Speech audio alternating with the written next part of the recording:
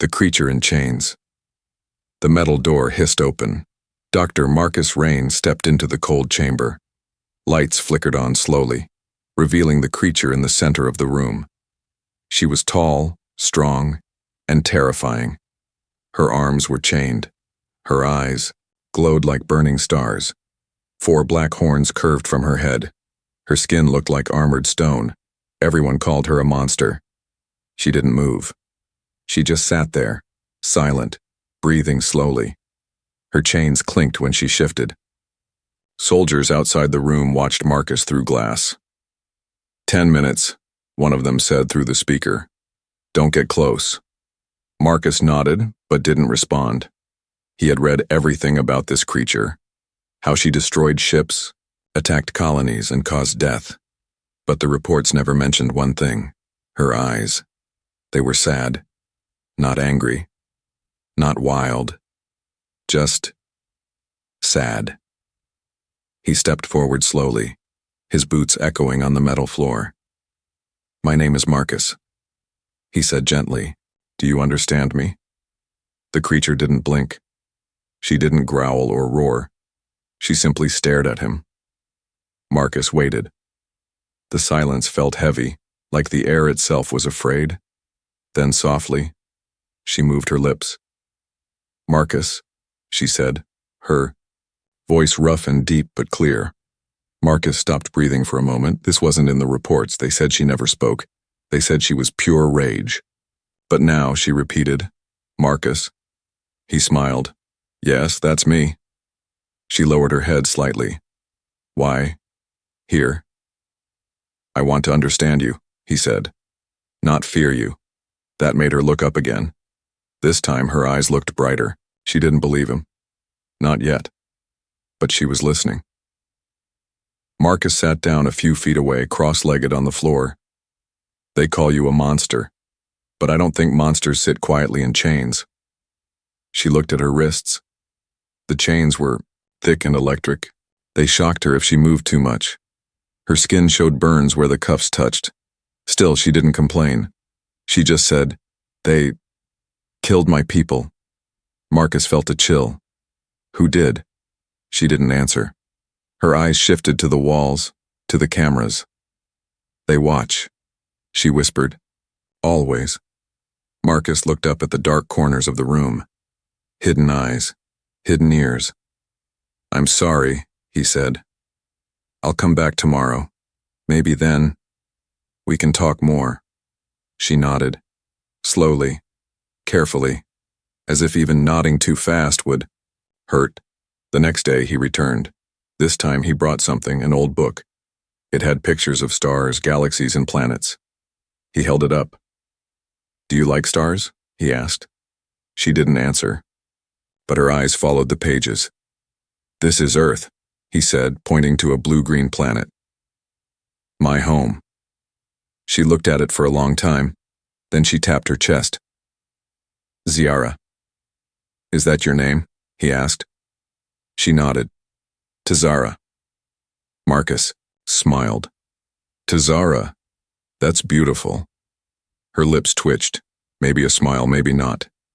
It was hard to tell, but the chains rattled again as she shifted. Marcus frowned. "Those chains, they hurt you?" She didn't answer, but the burns on Dai, her arms did. Marcus stood up and walked back to the door. Before leaving, he said softly, "I'll come again. I want to know your story." As the door closed behind him, Tazara whispered, "You are not like others." Outside the chamber, the soldiers frowned. "You're wasting your time," one said. "That thing is a killer." Marcus didn't argue. He knew what he saw. Tazara wasn't a beast. She was intelligent. She was broken. And maybe, just maybe, she wasn't the monster at all. Maybe they were. Whispers in the dark. The prison was quiet. It was past midnight when Marcus returned. No guards, no cameras. We're watching this deep corridor now, just darkness and silence. He moved like a shadow, holding a small bag under his coat. Inside the cell, Tazara sat as before, chained, silent, still. But this time, her eyes lit up when she saw him. "You came again," she said softly. Marcus knelt near her, not afraid. "I said I would." From the bag, he pulled out a soft towel and a small bottle. "For your wounds," he said. She hesitated. No one had ever offered her kindness. Slowly, she let him touch her arm. The electric burns were deep, red, painful. But when Marcus dabbed the cool ointment on her skin, she didn't flinch. She whispered, "Warm, like sun." He smiled. "You've seen the sun?" "Yes. Once. Long ago," she said. "Before chains." Marcus sat down across from her. "Tell me what happened, Tizara. Not what they wrote in reports. Tell me your truth." Tizara looked at the floor. Her voice was low, filled with sadness. "They came with smiles. They called us friends. They brought gifts, then fire, then chains. My family burned. I fought." She didn't cry, but Marcus saw the pain in her eyes. He whispered, "They called you a monster because you fought back." She nodded. "Your kind speaks peace but makes war." Marcus stayed quiet. She was right. He had read those files too. Files that showed cleansing missions on alien colonies. He had ignored them. Until now, Tizara looked at him. "Why do you not fear me?" he replied. "Because fear is easy, but understanding takes courage." She blinked. Something changed in her eyes. Not just pain now, hope. The next night, Marcus came again. This time he brought her real food, not the cold, tasteless blocks prisoners got, but warm stew, bread, and water. When she took the bowl, her hands shook. She sniffed the food like an animal, unsure. "It's okay," Marcus said. "It's not poisoned." She looked at him. "You risk much for me." He nodded. "I have to know who you are, not what the reports say. The truth." She smiled. For the first time. But outside the prison chamber, not everyone was blind. Commander Voss watched the surveillance footage. He had noticed the silent gaps in the logs, and Marcus's visits during maintenance hours. Something was wrong. He spoke into a communicator. "Keep an eye on Dr. Rain. Don't alert him. Not yet." Back in the cell, Tizara told her story. She described her planet, purple skies, crystal trees, oceans that glowed at night. Her people were peaceful once until the humans came. "They feared us because we were strong," she said, "but we only used strength to protect." Marcus asked, "Why did they call you the Crimson Death?" Tizara looked down. "Because I defended children. My claws tore metal. My voice shattered glass. I fought and survived. That made them afraid." Marcus felt sick. She wasn't a killer, she was a protector. Everything was twisted. "You're not a weapon," he whispered. "You're a witness." Tizara leaned closer. "Then why still chains?" Suddenly the lights flickered. A warning buzz echoed through the room. Marcus stood up fast. "They're coming." Tizara pulled her arms close. "Go, you'll be punished." "I won't let them hurt you," he said. "You can't stop them," she replied, but Marcus just looked at her, eyes full of fire. "Then I'll expose them."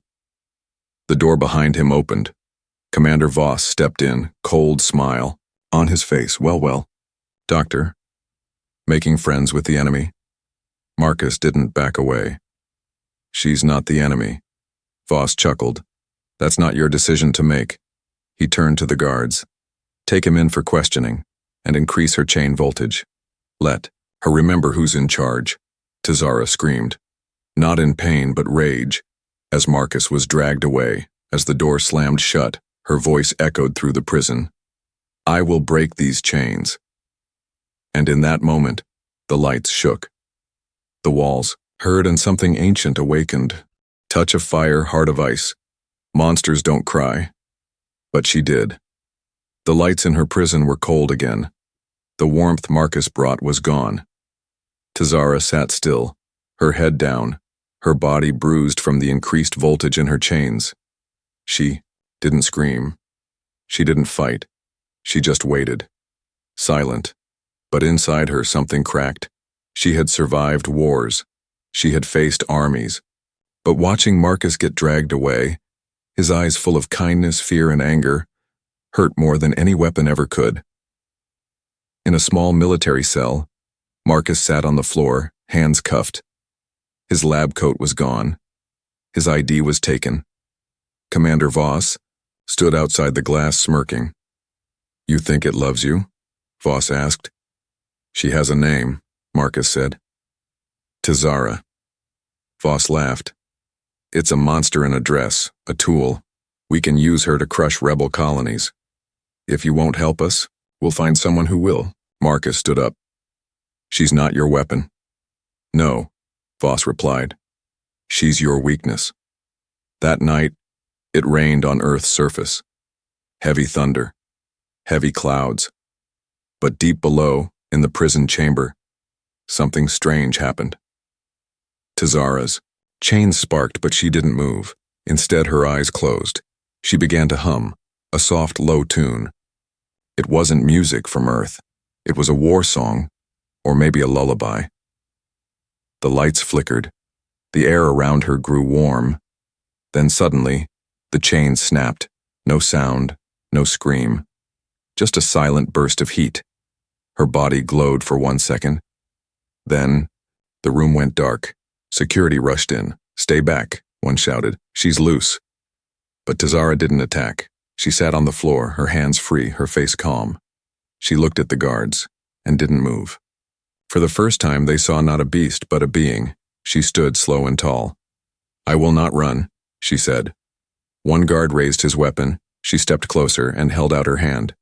The guards didn't shoot. They had been trained to kill. But something in her eyes made their hands shake.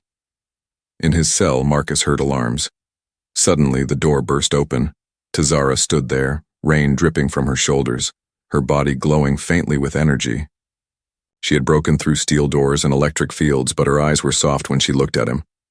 "You came back?" he whispered. She held out her hand. "You touched me first." Marcus took it. They ran through dark tunnels, side by side. One human, one alien, one feared, one doubted. But together, they felt unstoppable. As they escaped into the outer ring of the base, sirens screamed across the sky. Ships lit up the night. Orders were shouted. "Find them! Kill the alien! Shoot on sight!" But deep in a canyon under broken metal beams, Tizara and Marcus found shelter. Their hands still held tightly. "You could have escaped," Marcus said. "Why did you come back for me?" She looked at him, eyes glowing softly. "Because you touched me." And didn't flinch. He smiled. She added, "No one ever did." They sat in silence, sharing the cold. Then Tizara did something strange. She placed his hand on her chest, just over her heart. "Feel this," she said. It was slow, strong, steady. "Fire outside," she said, "but ice inside." Until now. Marcus didn't speak, he just let her heartbeat guide the moment she looked at him. "You melted it." The escape plan. She was made to be hunted. He was born to obey. But now, they were about to rewrite the rules. Smoke floated through the canyon air. Marcus and Tizara sat by a flickering piece of scrap metal that glowed like a campfire. Wind howled softly through the broken edges of the war-torn base. Somewhere far behind them, alarms still echoed. Ships still searched. Drones still scanned. But here, in this quiet corner of a dead battlefield, they had one moment of peace. Marcus checked the sky. "We can't stay. They'll find us." Tizara nodded. "They hunt me. Always. Like a beast." "No," Marcus said. "They hunt what they fear." She looked at him. "Then they fear truth. They needed a ship, but they had no weapons, no allies. Only each other." Tizara pulled a small chip from beneath her skin, hidden near her spine. "Tracker," she said. "I broke it." Marcus looked at her amazed. That's how they followed you. She nodded. Now we run for real. The next morning, before the twin suns rose, they crossed the rusted bridge leading to Hangar 17, a graveyard of stolen ships, old ships, broken ships, forgotten ones. Marcus whispered, "These are all decommissioned."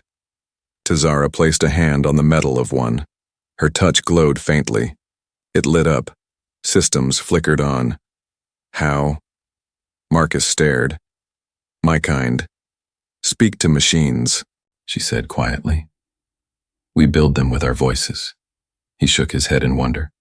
"That's beautiful," she replied. "Your kind feared it." Inside the ship, systems began to breathe.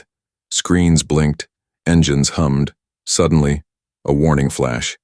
Red lights. A voice. "Unauthorized pilot detected." Marcus cursed. They locked it with bio-ID. Tazara looked at him. "Then we trick it." She reached over, pulled his hand toward the console and placed hers over his. "Two voices. One will be heard." The ship paused. Then, access granted. They had a ship, but the gate out of the zone was guarded. Auto turrets, minefields, patrol ships. "No one escapes from this sector," Marcus muttered. "They'll shoot us down." Tazara stood up slowly. "Then we don't escape." He looked confused. "What do you mean?" "We don't run," she said. "We rise." She walked to the back of the ship and removed a small device from a hidden panel. "What's that?" Marcus asked. Tazara smiled, just barely. "A storm." Outside, in the control tower, officers watched blinking screens. "Unknown vessel powering up," one said. Commander Voss stepped forward. "Impossible." Then the ship lifted. Not slowly, not quietly, but like a star being born. It roared through the sky, light bursting from its sides, Tazara's energy glowing through its core.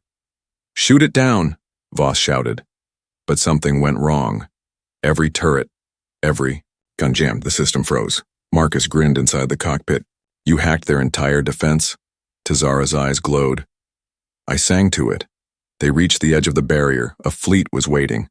Military ships loaded with missiles. Marcus looked at her. "This is suicide."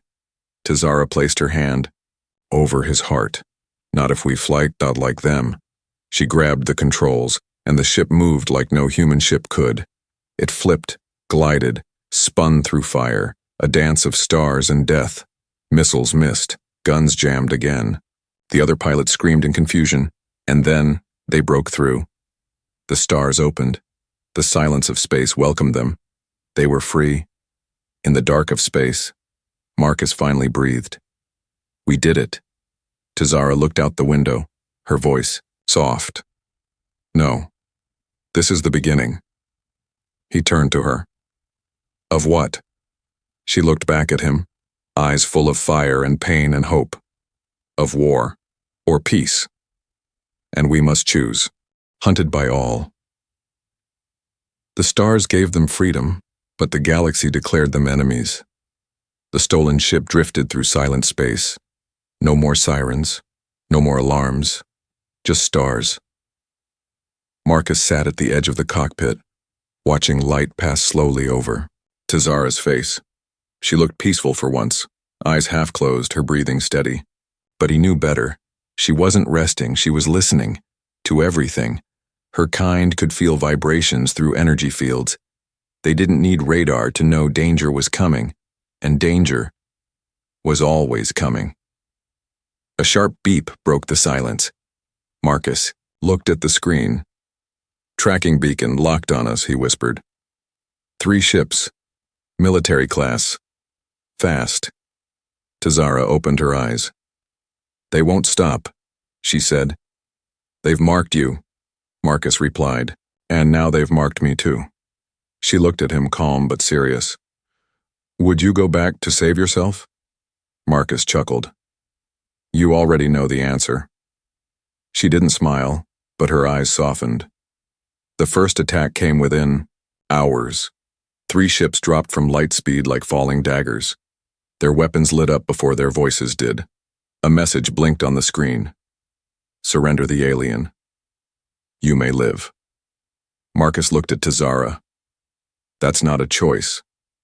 She stepped forward, but instead of firing back, she opened the comm channel. Her voice filled the enemy ships. I am not your prisoner. I am not your weapon. I am not your fear. I am Tazara of Erinx, and I do not kneel. One of the enemy captains, a woman, paused, but the others shouted, She's dangerous! She killed our brothers! She must die! Missiles launched. Tazara moved fast. Her hands glowed as they touched the ship's console. The ship spun, flipped, dodged. She flew like her ancestors once swam through black oceans of their world, smooth, fearless. Marcus fired only once. Direct. Hit. One enemy ship went silent. Another clipped their wing and the ship trembled. Brace, Marcus shouted. They spun into a gas cloud. Hidden. Inside the smoke, time slowed. Breathing heavy, Marcus asked, How long? Can we keep doing this? Tazara's voice was low. Until they see. I am not what they fear. He leaned back. What if they never do? She looked at him, then reached into a metal box behind her seat. Inside was a shard of her people's crystal, glowing faintly. She pressed it into the console. Then we show them what I truly am. The ship changed. Lights shifted. Power surged. Even Marcus felt it, like the ship woke up. Is this your technology? Tazara nodded. This is who we were. Before, fear burned us. The ship's panels grew brighter. The wings reshaped. The engines whispered instead of roared. They were no longer running. They were rising. A broadcast went live. Tazara spoke through every open channel in nearby space. Name is Tazara. I was chained, tortured, and hunted because I refused to die. But one human saw me. Not the claws, not the horn, but the soul inside. Ask yourselves, if monsters cry, if monsters save, if monsters speak, are they still monsters? Some watched in silence. Some cursed. But a few listened. And in a distant ship, that same female captain whispered to herself, She's not lying. As the day ended and stars blinked like old gods watching from afar, Marcus looked at Tazara. You spoke like a queen, he said. She turned to him. I was one. Once. When she stood alone, she walked into the fire, not to fight, but to be heard.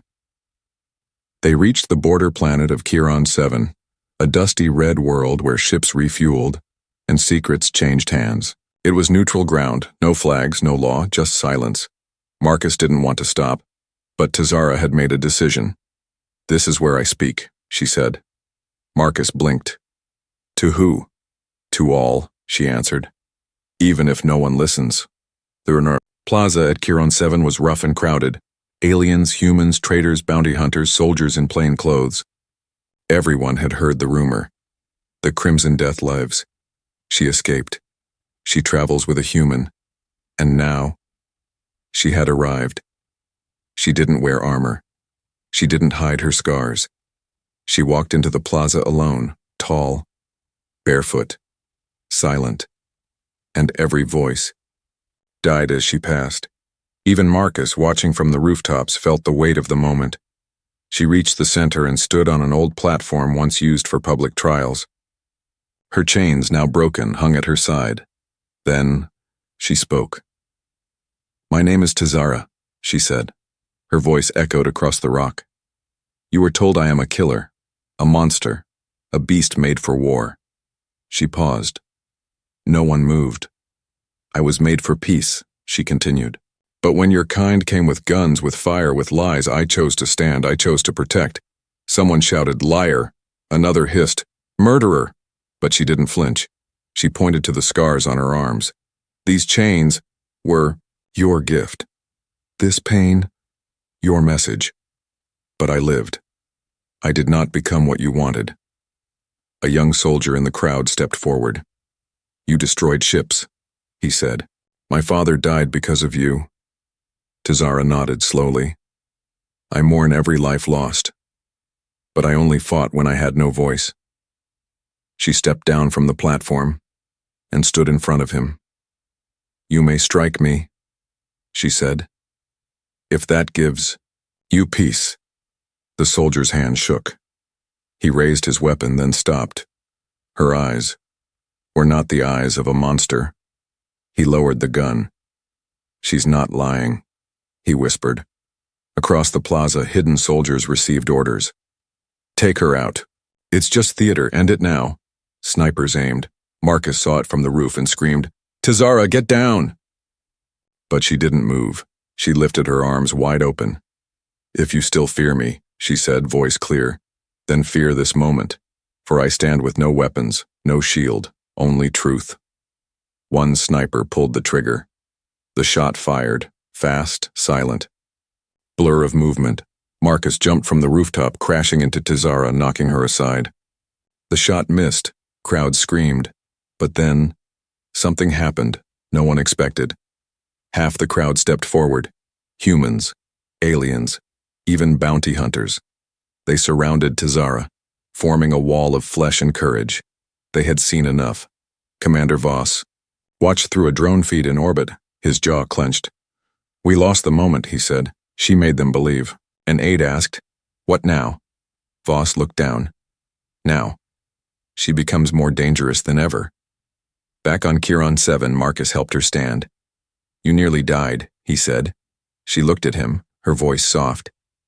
It would have been worth it. He shook his head. You're insane. No, she said. I'm free. And for the first time in her life, she truly was. Beyond the fear. They feared her fire. But in the end, it lit their way. Galactic news spread fast. The monster stood unarmed. The human protected her, and the people chose to listen. Tizara's speech from Chiron 7 played across hundreds of screens on ships, colonies, and starports.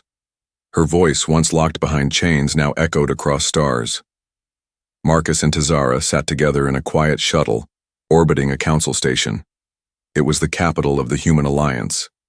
And for the first time in history, an alien was being called to speak inside it, not as a prisoner, but as a guest. Marcus adjusted his jacket, nervous. They could still arrest us. Tizara stared out the window. Then let them. He turned to her. Aren't you scared? She shook her head. I was feared for so long. I forgot how to fear. Inside the Grand Council Hall, thousands gathered. Politicians, soldiers, scientists, journalists. All watched as Tizara walked to the center stage. She wore no armor, no symbols, just the scars that told her story. When she looked up at them, the room went silent. I was born on a world your maps erased, she began. I was hunted before I spoke. I was chained before I grew. You feared me because I looked different, because I fought back. Whispers passed through the hall. But one of your own, she continued, chose to see beyond my horns, my claws, my strength. He saw my silence. He saw my pain. She turned toward Marcus in the audience. And because of that one human, I speak now, not in hate, but in hope. On the outer rim of the galaxy, rebel soldiers paused their weapons. In military labs, generals sat back in their chairs. In schools, young children, human and alien, watched with wide eyes. I do not want revenge, Tizara said. I want recognition, not for myself, but for every voice that was silenced, every planet burned, every child buried in someone else's war. Her voice shook, but she did not stop. You do not have to love me, but you must see me. She placed her broken chain on the floor. I was feared, she said softly. But now, I will be heard. There was no applause, not at first, just silence. Then, one person stood, then another, then 10, then the whole hall. They didn't cheer. They stood in quiet respect. Hours later, as Marcus and Tizara walked through the outer gates of the station, no guards stopped them. Reporters followed, but no one dared ask a question. The silence spoke for everyone. In the stars above, peace didn't arrive in a wave. It came in drops. A ship from Tazara's lost world landed on a human base. A child drew her picture, smiling. A law was written. No species is born a monster. Back on their ship, Marcus poured 2 cups of synth tea. To survival? He asked. Tazara looked at him, then smiled. A real smile, full of soul. No, she said. To understanding. They clinked cups and watched the stars in silence, no longer hunted, no longer alone.